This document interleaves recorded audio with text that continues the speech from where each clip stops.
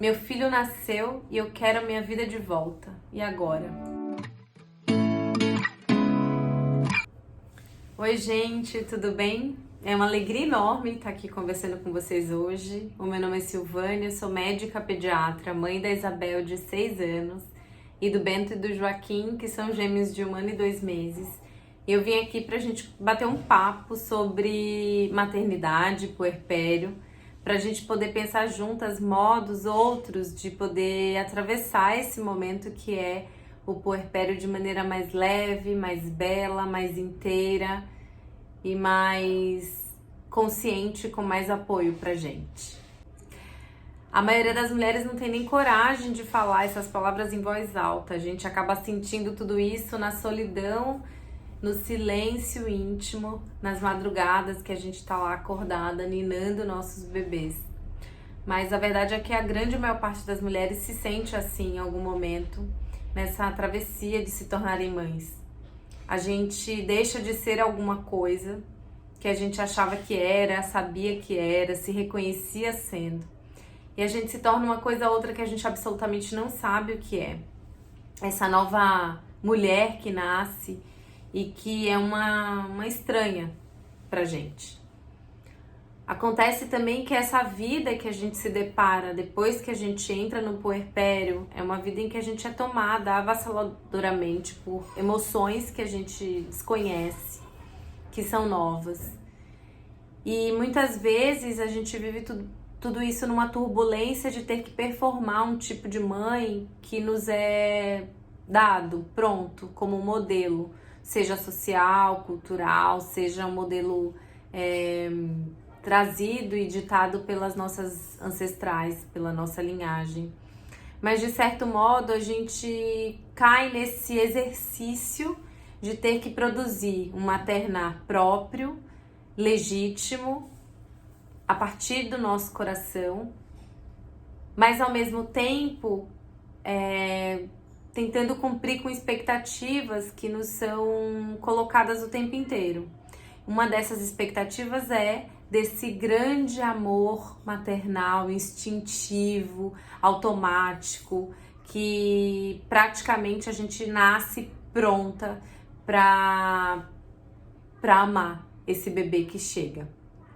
Como se de algum modo esse fosse um destino dado para toda mulher.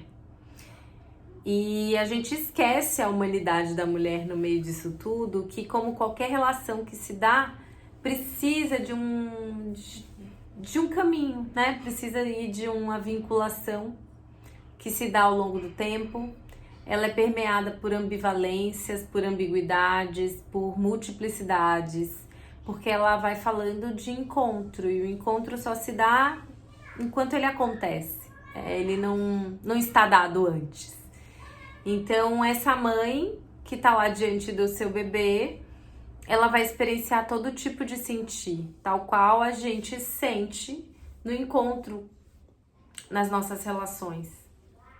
E é óbvio que, em certa medida, essa vinculação ela é necessária para que aconteça um exercício da função materna que vai cuidar para que esse bebê sobreviva, para que esse bebê cresça, mas isso não significa que é algo que acontece de modo automático, natural, instintivo e livre de qualquer questionamento. Essa ideia do amor maternal como sendo instinto vem lá do século XVIII, mais ou menos, que foi quando, na ascensão da burguesia, a gente precisava que as crianças sobrevivessem. E na antiguidade, na Idade Média, a ideia de criança era tida como algo sem nenhum valor. A maternidade era tida como algo sem valor. Muitas dessas crianças, elas não eram maternadas pela própria mãe. Muitas delas, na verdade, acabavam morrendo. E aí, com a ascensão da burguesia, com a necessidade dessa mão de obra sobreviver, né?